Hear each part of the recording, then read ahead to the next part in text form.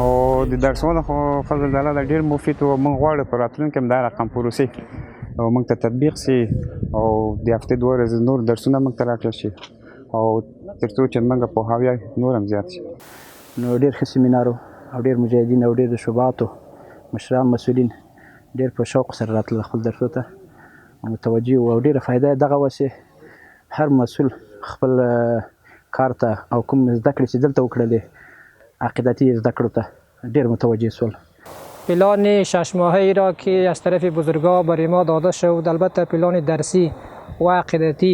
که برای ما داده شده بود تا 6 ماه تطبیق شد و امروز شاهدی بودیم که از تمام پرسنل قماندانی امنیه ولایت بلخ